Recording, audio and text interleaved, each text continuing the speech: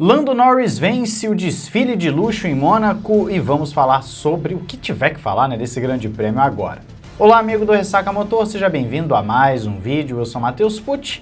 Tivemos um grande prêmio de Mônaco em que as duas paradas não necessariamente tiveram o efeito esperado. Gerou sim uma certa confusão, mas nós temos alguns pontos para conversar que não são grande coisa, O grande prêmio no geral foi bem ruim, bem sonolento, aquilo que a gente já esperava de Mônaco, é o que acontece todo ano, e me lembrou muito aquele período do reabastecimento na Fórmula 1, em que só tinha ultrapassagem praticamente nos boxes, na estratégia, e aí o pessoal fica compartilhando aquelas mesmas 5 ultrapassagens nas redes sociais para falar o quão boa era a Fórmula 1 dos anos 2000 e anos 90. E que não tinha ultrapassagem, já mostrei isso para vocês em live, os dados. Mas enfim, voltando aqui para Mônaco, um grande prêmio bem ruinzinho, com força, apesar de ser um grande prêmio muito estratégico. Logo no início da prova nós tivemos ali uma batida do Bortoleto, ele ultrapassou o Antonelli ultrapassa de volta logo em seguida, e aí o Bortoleto fica sem ter para onde ir e bate. Para mim, circunstância normal de corrida, ainda mais de primeira volta também, não vi nada demais ali. Eu sei que vai ter gente falando que é um absurdo, o Antonelli deveria ser banido do esporte, etc, só porque é brasileiro, mas vi nada demais, segue a vida. Na verdade, o Bortoleto até deu sorte de continuar na prova, não ter danificado ali, por exemplo, a suspensão. No decorrer da corrida, não tivemos grandes acontecimentos. O Gasly bateu e depois disso, realmente não tivemos grande coisa acontecendo. Foi uma corrida bem estratégica em que as equipes tinham que obrigatoriamente utilizar 2 compostos, só que fazendo 2 paradas, fazendo 2 trocas de pneus. A ideia era trazer uma movimentação a mais, só que o que aconteceu?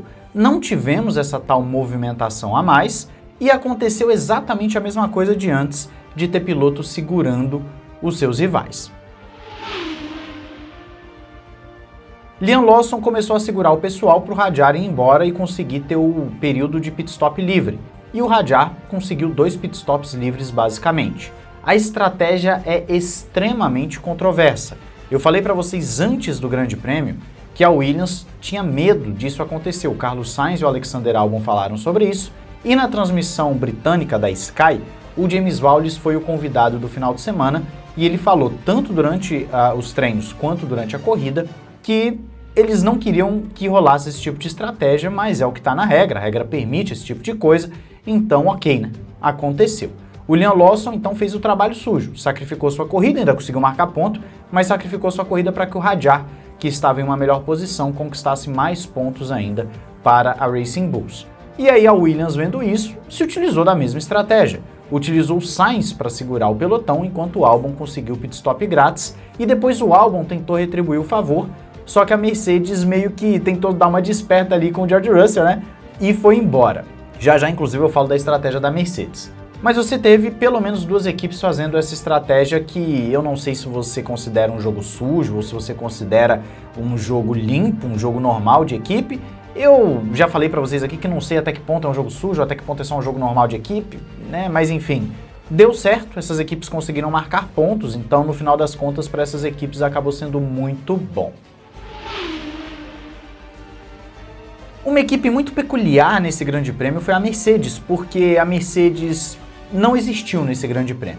Ela ficou atrás no tráfego, muito por causa do seu qualifying ruim, um piloto abandonou por ter batido e o outro por ter problemas. E aí na corrida eles tiveram que ficar atrás da galera que estava segurando o pelotão. E a Mercedes ficou sem ação. Ela não tentou uma estratégia no sentido de dar undercut, pelo contrário, ela ficou sempre tentando o overcut, tentando ali esperando um safety car, esperando uma bandeira vermelha, alguma coisa, só que ela nunca esteve em posição de conseguir efetivamente marcar pontos assim.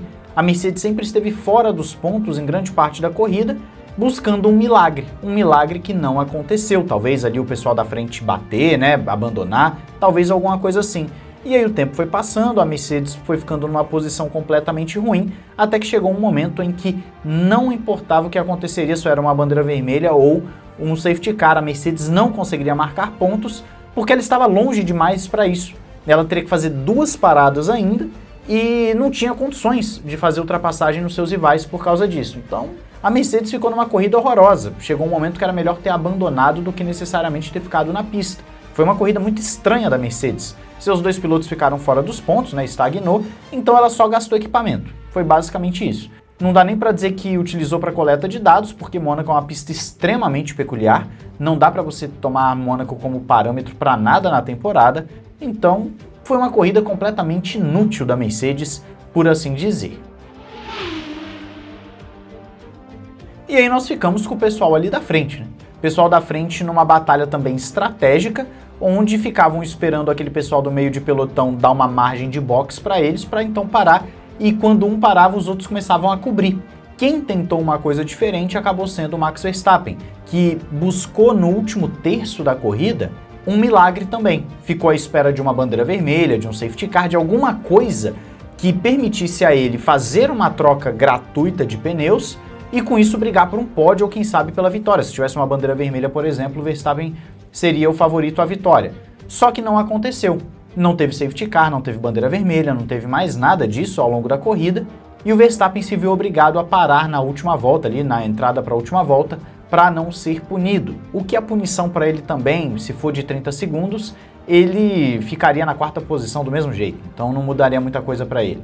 Eu acho que eles fizeram isso mais para não ser desclassificados mesmo, né, para não correr um risco de desclassificação. Então o Verstappen ficou esperando um milagre, ficou esperando ali acontecer alguma coisa e você não pode necessariamente culpar um cara que tem chance de vitória, ao contrário da Mercedes que não estava ganhando nada em ficar esperando.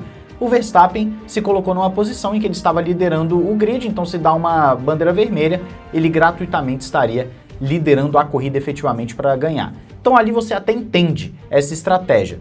Mas, no geral, foi todo mundo cobrindo o outro. O Hamilton cobria, o Piastri cobria, o Norris cobria, o Leclerc cobria, era todo mundo se cobrindo na estratégia, sem apresentar algo novo, e a gente sabe que Mônaco é uma pista muito difícil de ultrapassar. A gente tem que ver depois quantas ultrapassagens aconteceram na pista por si só. Eu sei que o Stroll fez uma no Hülkenberg bem no finalzinho, mas é uma pista muito difícil de ultrapassar, é um desfile, os carros são gigantescos, se você bota o carro no meio da pista não tem como o adversário passar. Então a corrida foi muito ruim, mas ruim com força. E aí a gente fala do líder da corrida e vitorioso, Lando Norris, que fez uma corrida impecável. Lando Norris não cometeu erros, na verdade ele só teve aquela fritada logo na largada, mas tirando isso, não cometeu erros, não teve nenhum problema, não foi necessariamente ameaçado, em nenhum momento o Leclerc teve ímpeto para passar o Lando Norris. Foi uma corrida perfeita do Lando Norris que mereceu a vitória após a grande volta que ele fez no quali e agora encostou no seu companheiro de equipe no campeonato de pilotos. Piastri, inclusive, fez uma prova em que ele estava doido para bater, né? O final de semana inteiro o Piastri querendo bater.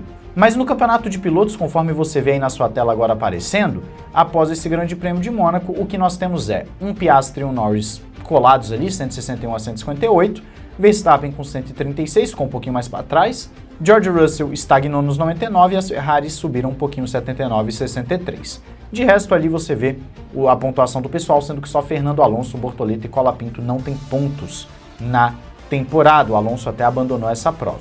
Então eu não tenho muito o que acrescentar para Mônaco, não. A minha torcida é para que a Indy 500 seja muito animada e a gente possa falar de alguma coisa interessante mais tarde no próximo vídeo. Mas Mônaco realmente não teve e eu quero saber a sua opinião aí nos comentários dessa corrida, o que você viu de interessante. Não esqueça de se inscrever e ativar o sininho para não perder nada, ver os nossos parceiros, como por exemplo a Paddock BR, que tem a promoção de Dia dos Namorados com o cupom AMORZÃO, você leva uma camiseta grátis em compras acima de R$350. E a Instant Gaming, você tem também jogos e gift cards para vocês. Um grande abraço, valeu e falou!